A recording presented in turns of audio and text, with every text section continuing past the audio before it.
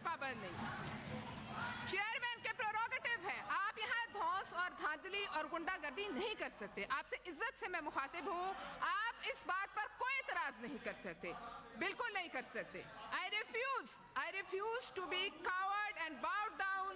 आई refuse, आपकी धौंस और धांधली में मैं नहीं आऊँ जी, बिल्कुल बिल्कुल नहीं आऊंगी।